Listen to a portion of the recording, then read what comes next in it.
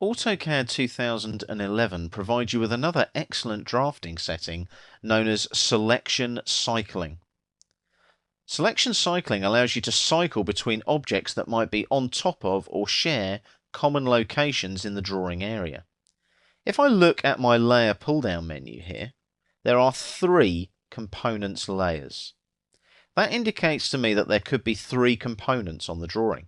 Let's just click away from that menu, and what I'll do, I'll select this 3D solid here. Now, as you can see, it's telling me there's only one 3D solid on the layer components 1, but I'm getting those 2 little blue squares there telling me that selection cycling is enabled. Now, selection cycling is down here on the status bar. That switches it off, that switches it on. It's that simple. So if I go and select this object here now, it prompts me that there are actually 3 3D solids, a magenta one, a red one, and a blue one. Let's select the magenta one from the list.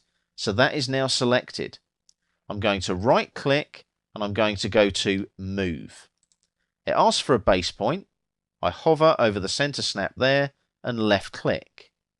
Now, as I move away from there now, on the dynamic input, I'm going to specify the second point by typing at, which is relative, and then it's minus 1000 units to the left along the x-axis, then a comma key, and then minus, no, we want positive upwards, so it's not minus.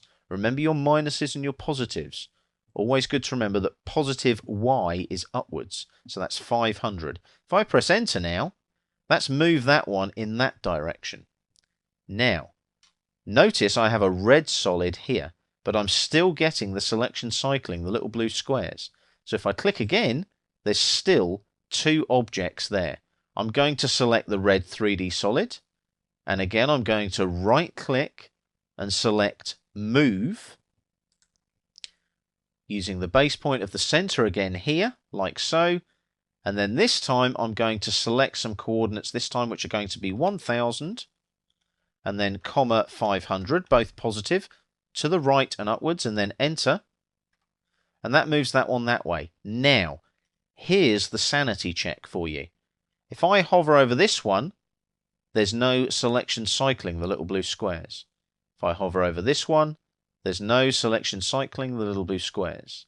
Hover over this one, no selection cycling, the little blue squares. So now each one of those objects does not have another object on top of it at all.